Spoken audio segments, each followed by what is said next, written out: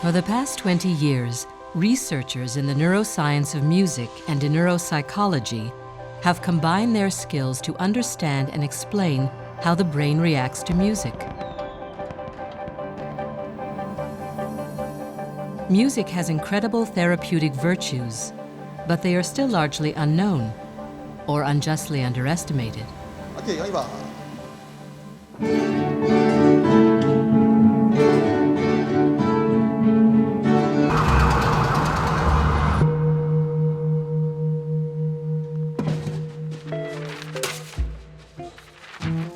Where is music located in the brain?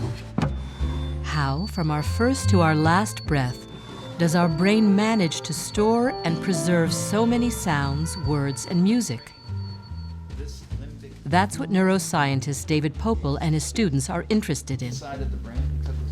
A friend of mine found this for me from the library in Berlin at the Humboldt-Universität. And it's particularly delicious because it looks very much like my lab, as you know, like for instance, the MEG machine looks just like this. You stick a person in, and then we do something, and we try to understand what comes out. And I think it's a pretty interesting and kind of modern notion that the head contains a list of elements, horses and animals and food and all kinds of, houses.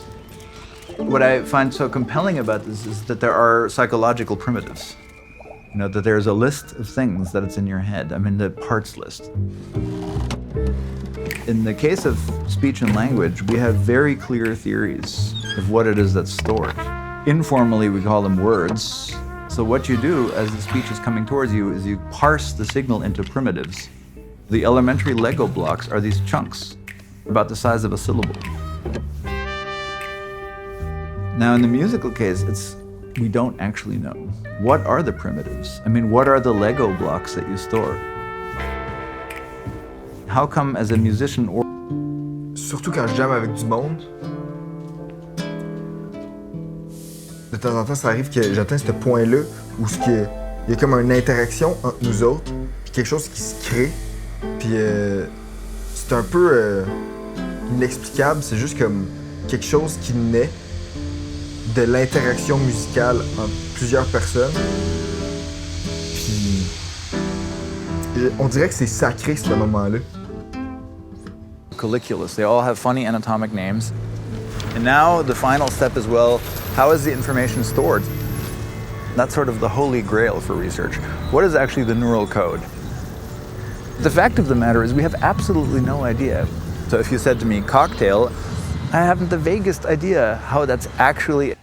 Okay, let's play that in our heads. Okay, 1, 2, 3, go. It's very precise, as it turns out. And if I measure my brain with this machine, for instance, you're going to see a precise mapping in the auditory cortex of that song. So suppose I ask you right now, stick your head in this, and now play in your head Yellow Submarine.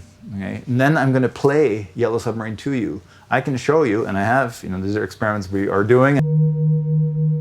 Because the mind's job is to think. The sound aspect happened when I was asked to see a patient at Cornell. It was a young Tibetan monk.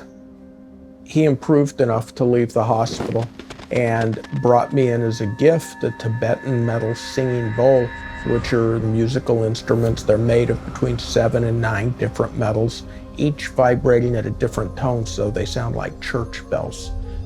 And I was so taken with how quiet that made my mind.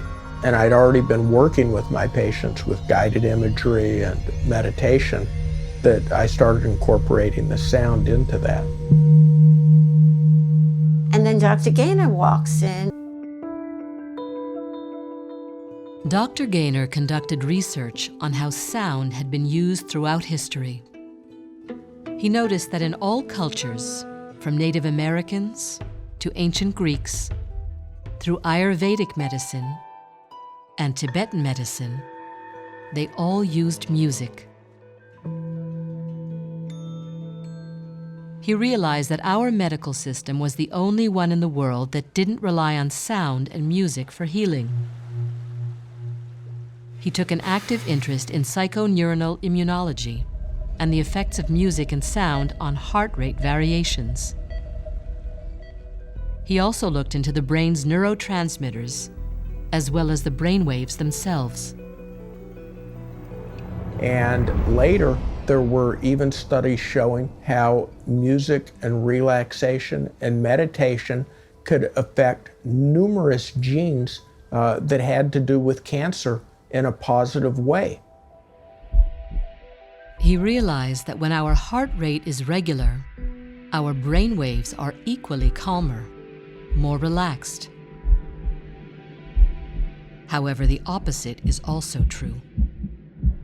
If somebody's very nervous, they have a high heart rate variability. Their heart rate might be 80, then it'll be 92,